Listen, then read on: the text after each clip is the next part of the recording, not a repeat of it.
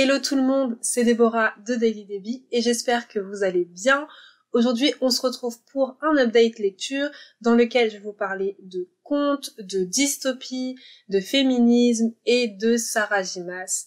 Bref, prenez votre thé, votre café ou un truc à grignoter et on y va.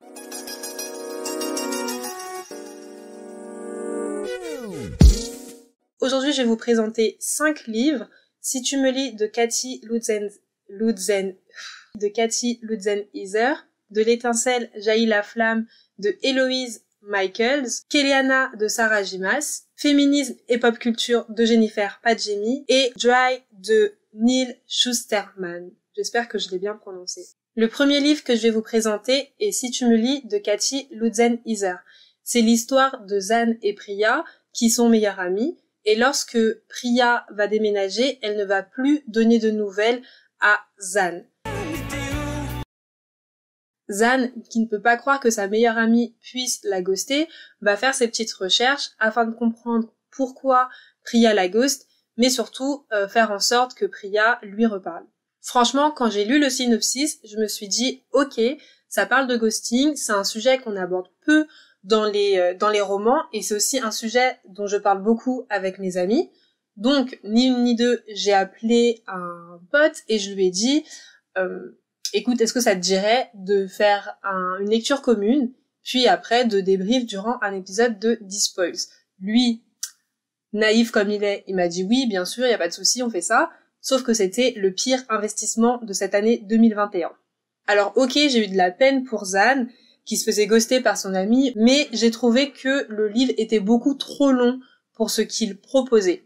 On a plusieurs thèmes et genres qui se mélangent, donc on a les relations amicales, et surtout comment elles évoluent au fil du temps, parce que Zan, au cours de l'intrigue, elle va avoir plusieurs états d'esprit. On a également une enquête et un côté thriller avec Zan qui fait des recherches pour confronter Priya, mais Zan va également se retrouver confrontée au regard des autres qui vont lui demander de lâcher l'affaire parce que peut-être que Priya aura juste envie de passer à autre chose et peut-être qu'elle a juste plus envie de parler avec Zan, ce qui est totalement possible. En fait, on peut un jour ne plus avoir envie de parler avec une personne qu'on fréquentait régulièrement, c'est entendable. Donc voilà, on essaie de savoir est-ce que Zan est une forceuse à essayer de faire en sorte que Priya lui reparle ou est-ce que Zan fait bien de se fier à son instinct et c'est pas normal que son amie Priya ne lui réponde pas.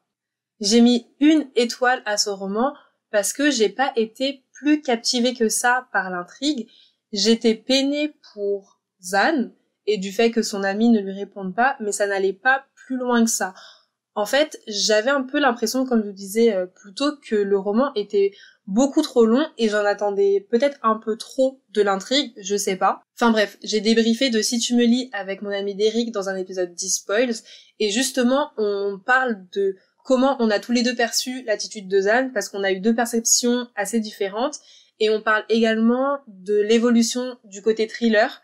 Donc en vrai, si vous voulez nous entendre dézinguer totalement ce livre, et franchement, on était trop mal de donner autant de points négatifs à ce livre, mais bon, si vous voulez avoir un avis peut-être un peu plus complet et avoir aussi 2 points de vue différents, je vous conseille d'écouter l'épisode parce qu'on consacre quand même une 30aine de minutes à ce livre. Le deuxième livre dont je vais vous parler est de l'étincelle jaillit la flamme de Eloise Michaels. Donc c'est l'histoire de Sigrid, qui est la bâtarde du roi, et Sigrid et son père sont un peu dans une petite guéguerre parce que son père considère que tant que Sigrid est en vie, elle représente une menace et qu'elle pourrait du coup empêcher sa fille légitime de monter sur le trône. Et Sigrid, elle, a légitimement le droit d'avoir le seum contre son père qui veut la tuer.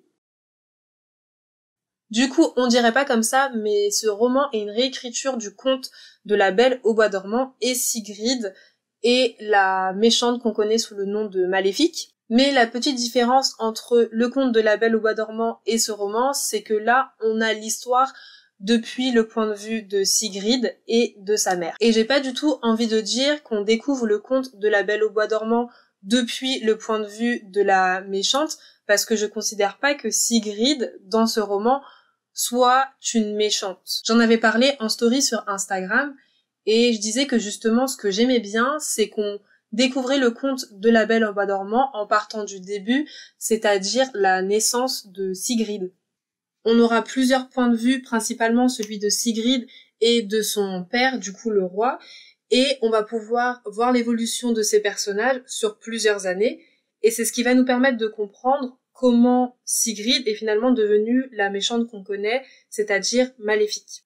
Pour moi, la grande question de ce roman, c'est est-ce que les méchants sont réellement des méchants, ou est-ce que ce serait peut-être pas des victimes qu'on n'a pas pris le temps d'écouter? Parce que finalement, avec les contes, on n'a qu'une seule partie du récit. On a le côté des gentils, donc c'est la version des gagnants, et ils nous montrent à nous lecteurs que ce qu'ils veulent nous montrer. Et là, ce roman, c'est comme si ils remettaient les balances à zéro et ils nous montraient les deux côtés de l'histoire et les stratégies des deux côtés, des gentils et des méchants, pour qu'on puisse se faire une idée par nous-mêmes. J'ai mis 5 étoiles à De l'étincelle jaillit la flamme, tout simplement parce que j'ai adoré. Il y avait beaucoup d'action, je me suis pas ennuyée, et finalement, tout ce que je voulais savoir, c'était est-ce que la fin de ce roman était identique à la fin de La Belle au Bois dormant? Mais je vais pas vous spoiler la fin. Si vous voulez répondre à cette interrogation, lisez le roman. Le prochain roman dont je vais vous parler est Kéliana de Sarah J. Maas. Et clairement, j'ai un peu peur de le commenter parce que j'ai peur qu'on me lance des cailloux, donc s'il vous plaît, continuez de m'aimer. Donc, c'est l'histoire de Kéliana, qui est une assassineuse de renommée et qui est condamnée à des travaux forcés à Andovier. Mais au bout d'1 an à Andovier, le prince va venir à sa rencontre et lui proposer de participer à un tournoi afin de devenir le champion du roi. Il lui promet également, si elle gagne, de lui rendre sa liberté après 4 ans au service du roi. Donc ni une ni deux, Kéliana se dit « je vais participer aux Hunger Games ». De toute façon, je suis la meilleure assassineuse du royaume, donc il n'y a aucune raison que je rencontre un problème durant ce tournoi. Tout est fait pour que je gagne. Sauf que petit hic, durant le tournoi, il y a des participants qui vont se faire mystérieusement assassiner, et du coup, Kéliana va mener sa petite enquête pour découvrir qui est l'assassin, mais surtout pour ne pas être la prochaine sur la liste, ça va de soi. Et du coup, je ne sais pas par où commencer. Donc, j'ai lu Kéliana en lecture commune et je tiens à préciser que c'est moi qui avais proposé le roman de Kéliana, le premier tome, donc j'avais vraiment beaucoup d'espoir en ce roman. Et je pensais pas du tout être déçue, mais vraiment pas, parce que c'était un livre qui était dans ma palle depuis un moment. Donc pour moi, j'allais avoir un roman avec beaucoup d'action, avec une intrigue qui se concentre principalement sur le tournoi et sur du coup les épreuves du tournoi. Mais en fait, j'étais vraiment totalement à la ramasse. C'est pas du tout ce qui s'est passé en fait. Et du coup, comme plusieurs personnes me l'ont répété encore et encore durant la lecture commune, c'est du Sarah J. Maas tout craché. Donc Sarah J. Maas, ça va nous mettre une intrigue, elle va nous faire languir et tout dans le synopsis, et puis finalement ça va être juste de la romance et de la romance. Et effectivement, Kéliana, c'était de la romance. Donc elle a pas déçu des personnes qui la connaissaient déjà. Et Kéliana, du coup, c'est vraiment comme si tu me lis, c'est beaucoup trop long. J'ai aimé les 15 premiers chapitres parce qu'ils mettaient en place des personnages, ils mettaient en place l'univers, l'intrigue, etc. Après, j'ai aimé les 15 derniers chapitres parce qu'on parlait énormément du tournoi. Mais du coup, il y a quand même un problème parce que le roman fait 55 chapitres. Donc il y a 25 chapitres où je me suis clairement demandé ce que je foutais là. Je me suis ennuyée et j'ai voulu un moment jouer le jeu et me prendre à l'intrigue, enfin me prendre à la romance et au triangle amoureux, etc. Mais même là, j'ai trouvé que c'était un peu superficiel, malheureusement. Donc j'avoue que j'ai un peu du mal à comprendre les avis positifs qu'il y a sur Kéliana. Donc j'ai mis 2 étoiles, mais je m'étends pas plus sur le sujet parce que je prépare tout un épisode de Despoils sur Kéliana avec la fille du livre et l'épisode sortira normalement début juin. Donc du coup, stay tuned. Je vais maintenant vous parler de féminisme et pop culture de Jennifer Padjemi. Donc vous avez peut-être vu passer cet essai sur Instagram parce que ça a beaucoup été relayé. Et on avait également la Bookchiese qui faisait une lecture commune sur cet essai. et elle proposait de débriefer tous les dimanches sur 2 chapitres. Je pensais participer, mais malheureusement ça s'est pas fait parce que j'étais prise tous les dimanches après-midi. Donc il faut croire que j'ai finalement une vie sociale. Qui l'eût cru? Pas moi. Bref, du coup, dans féminisme et pop culture, Jennifer Padjemi va nous faire un panorama des films, séries et personnalités qui ont marqué les années 2010, et elle va nous montrer en quoi ils ont donné plus de visibilité à la cause féministe, mais également à d'autres causes sociétales comme le racisme et la communauté LGBTQIA+. Elle aborde également le fat-shaming, la représentation du sexe à l'écran, la santé mentale ou encore la cancel culture. J'ai beaucoup apprécié discuter avec Jennifer Padjemi à travers son essai. J'ai surligné et annoté énormément de passages. Et si je devais vous donner 3 réflexions que j'ai tirées de cette lecture, je dirais que 1, je me rendais pas forcément compte qu'une série pouvait être révolutionnaire. Par exemple, Grey's Anatomy était assez avant-gardiste. Ils ont présenté des personnages qui étaient racisés, mais qui répondaient pas à des clichés. Donc, par exemple, le personnage de Bailey que j'aime beaucoup, je savais pas forcément pourquoi je l'aimais. J'avais jamais en fait réfléchi à pourquoi je l'aimais, mais en lisant l'essai, je me suis rendu compte que c'est peut-être parce que c'est une femme noire qui répond pas aux clichés qu'on peut voir dans les séries. Donc elle est marrante, mais c'est pas pour autant qu'elle est faux folle, et elle peut également être stricte, assez carrée, mais c'est pas pour autant qu'elle répond aux clichés de la angry black woman. Et en fait, c'est juste Bailey, quoi. C'est Bailey qui est Bailey, elle a son propre caractère, et ça fait vraiment plaisir de voir un personnage noir fort et à qui on n'a pas forcément coché toutes les cases des stéréotypes qu'on voit dans d'autres séries ou les séries de l'époque. Je me suis également rendu compte que ma grand-mère et moi n'étions pas les seuls à aimer le couple de Kylie et Arizona. En fait, c'était le couple le plus apprécié de la série. J'étais pas du tout consciente de ça. Je m'étais jamais rendu compte que c'était vraiment innovant de proposer un couple lesbien qui dure autant de séries et qui traverse des crises de couple qu'on peut retrouver dans les séries où il y a des personnages juste hétérosexuels et puis basta, quoi. Là, on nous proposait vraiment un couple qui était lesbien, donc quelque part qui sortait des standards, dans le sens où on le voyait pas tout le temps à la télé, et on l'a normalisé dans le sens où il rencontrait les mêmes problèmes qu'un couple hétérosexuel, et ça fait plaisir en fait à voir, et c'était tellement présenté de manière naturelle que je m'en suis même pas rendu compte. Vraiment, je m'étais jamais rendu compte que c'était entre guillemets extraordinaire pour l'époque, et ouais, ça fait plaisir de voir que ça a peut-être pu aider d'autres personnes qui étaient dans ce cas-là et qui se sentaient pas représentées, et que ça a pu permettre peut-être à des familles de discuter de ce sujet, quoi. Du coup, moi, j'ai même pu en parler avec ma grand-mère, et on parlait juste du couple, on parlait pas du fait qu'elles étaient lesbiennes et à la télé.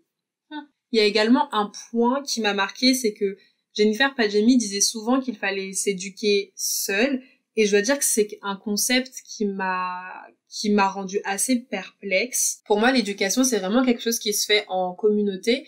Par exemple, quand on est à l'école, on a des échanges avec nos professeurs, avec nos camarades de classe, et ça va être ces échanges et ce partage de connaissances qui va nous permettre de grandir, mais également de forger un peu notre opinion et nos connaissances sur un sujet. Donc je suis d'accord qu'on peut avoir énormément d'informations sur Internet, que c'est même une source peut-être inépuisable d'informations, mais si on sait pas où chercher, quoi chercher et comment chercher, Internet, ça peut également se retourner contre nous et nous conforter dans des préjugés qu'on peut avoir sur une communauté, et du coup nous empêcher d'évoluer. Donc selon moi, et c'est vraiment mon avis, Internet, ça ne vaut rien si à côté de ça, on peut pas partager, communiquer, échanger avant, pendant et après avec une personne bienveillante et qui est peut-être plus instruite que nous sur le sujet. Et j'insiste sur le bienveillant parce que c'est important lorsqu'on parle de sujets délicats et surtout qui peuvent nous toucher personnellement,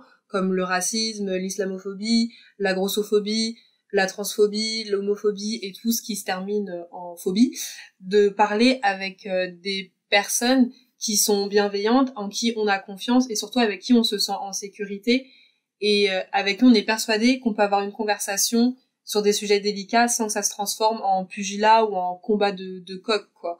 Donc ça sert à rien de gaspiller son énergie et de parler avec des personnes qui n'en ont rien à faire, surtout que ce sont des personnes qui n'auront aucun scrupule à vous énerver, voire à vous blesser. Donc comme je dis à ma sœur, vaut mieux choisir ses combats et les gros coups n'en font pas partie. Et ma dernière réflexion est, est-ce que les choses ont réellement avancé? Parce que c'est vrai que lorsque on regarde nos écrans, on voit plus de diversité. Donc sur Netflix, par exemple, on va avoir des personnes queer, des personnes racisées, on va également voir des corps différents. Donc je pourrais penser que les mentalités évoluent, que les choses avancent, mais finalement, quand je regarde les actualités, j'ai l'impression que c'est limite pire ces 5 dernières années, et que j'entends des discours vraiment intolérants et des discours de haine. Donc quand j'ai terminé l'essai, je me suis dit, ok, les choses avancent à la télé, dans les films, et c'est bien, mais c'est quand que ça avance dans la vraie vie, quoi. Much later. Les choses n'ont toujours pas avancé, mais j'ai mis 4 étoiles à féminisme et pop culture. Par contre, attention, il faut pas avoir peur d'être spoilé. Perso, je me suis fait spoiler sévère une série que je voulais regarder, I May Destroy You. Après, ça m'a pas dérangé plus que ça, je vais quand même regarder la série. Mais lorsque vous arriverez au passage sur la culture du viol, vous avez 2 options. Soit vous skippez ce passage et vous lisez la suite, soit vous faites une pause, vous regardez la série, puis vous lisez ce passage, parce que clairement vous allez être spoilé du début jusqu'à la fin. Et on arrive au dernier livre dont je veux vous parler, Dry de Neil Shusterman. Dans Dry, Alyssa et sa famille vivent en Californie et ils vont devoir faire face à un tap out. Donc ça veut dire que il n'y a plus d'arrivée d'eau dans la ville et dans les villes alentours à cause de la sécheresse. Et ça va un peu être le début de l'enfer parce que le gouvernement va un peu galérer à mettre en place une solution. Et du coup, la population va devoir se débrouiller par elle-même. Et par la force des choses, Alyssa va se retrouver seule avec son petit frère et elle va devoir faire des choix pour ne pas mourir de soif. Alors, autant dire la vérité, j'ai jamais autant bu durant la lecture d'un livre. Je sentais la détresse des personnages à chaque paragraphe et à chaque fois je me disais, purée, mais pitié qu'ils trouvent de l'eau parce que ça a l'air juste horrible ce qu'ils vivent. Et j'avais vraiment l'impression de souffrir. J'ai fait ça carrément. Moi, je souffre encore en y pensant, mais j'avais vraiment l'impression de souffrir avec eux. J'étais beaucoup trop plongée dans le récit, clairement. Ce que j'ai le plus aimé, c'est que le personnage de Alyssa, c'est vraiment une fille lambda et à laquelle j'ai pu m'identifier assez facilement. Donc elle fait confiance aux institutions, elle fait confiance à ses voisins et en fait elle se dit juste c'est pas possible de vivre ça, ça doit être un cauchemar parce que comment on peut vivre dans l'un des pays les plus riches du monde et ne pas avoir de l'eau en fait. Et c'est vraiment une réflexion que j'aurais pu avoir si ça devait m'arriver. Donc j'ai beaucoup aimé cet aspect-là du personnage. Et petit à petit, Alyssa va se rendre compte de l'horreur de la situation parce qu'elle a soif, son petit frère qu'elle doit protéger a également soif, et les personnes qui les entourent, eux aussi ont soif et sont prêts à tout pour boire, et également donner à boire aux personnes qu'ils doivent protéger. Donc on est vraiment dans une situation angoissante où tout le monde veut survivre. Donc Alyssa, elle va devoir apprendre à survivre, alors qu'en vrai, elle avait pas du tout signé pour ça. Et j'ai envie de dire, si ça doit arriver, moi non plus, j'ai pas du tout signé pour ça, en fait. Donc franchement, je vivais sa détresse, je comprenais ses choix, et même si des fois, je me disais, mais ce que tu fais là, ça va juste te foutre dans un bourbier pas possible, je me disais pas qu'elle était conne, en fait. Je comprenais la logique derrière ses actions, et c'est ça qui était super stressant, parce que je me dis, mais ça se trouve, moi, dans sa situation, j'aurais fait la même chose. Et clairement, des fois, c'est mis dans des situations où tu te dis c'est pas possible, tu vas juste mourir en fait. J'ai aussi bien aimé le personnage de Kelton et sa famille. Donc, on nous les présente comme des survivalistes, c'est assez cliché, mais j'ai bien aimé l'évolution de ces personnages parce que ils montrent que c'est possible d'être prêt théoriquement à la fin du monde, d'avoir tout prévu, mais en fait, il y a toujours quelque chose qui va mal tourner. Et aussi, c'est quelque chose d'être prêt théoriquement à un événement tragique, mais c'est totalement autre chose de vivre ce même événement tragique, en fait. Bref, j'ai mis 4,5 étoiles à Dry. J'ai enlevé 0,5 à cause de la fin. J'ai bien aimé la fin vers laquelle l'auteur nous emmenait. C'était très réaliste et encore une fois, j'arrivais bien à m'identifier au personnage, mais il est pas allé au bout de son idée et du coup ça m'a un peu déçue. Et voilà, on arrive à la fin. Je vous ai présenté tous les livres que j'ai lus en avril et même si je partais sur une mauvaise note avec Si tu me lis, je dois dire que je finis assez bien le mois. Donc dites-moi en commentaire le livre qui vous tente le plus. Est-ce que vous allez essayer un essai avec féminisme et pop culture? Est-ce que vous allez plutôt laisser une chance à Si tu me lis et découvrir une histoire autour du ghosting? Ou est-ce que vous allez essayer de ne pas mourir de soif avec Alyssa dans Dry? Bref, dites-moi tout ça et je lirai vos commentaires. Je vous rappelle également que vous pouvez rejoindre le club de lecture 10 Boys Club sur Goodreads et Facebook. Je vous mets les liens en barre d'infos. Et en attendant, j'espère que la vidéo vous a plu. Si c'est le cas, n'hésitez pas à laisser un pouce et à vous abonner à la chaîne. Sur ce, on se dit à la prochaine. Je vous envoie des cœurs sucrés. Tchuss!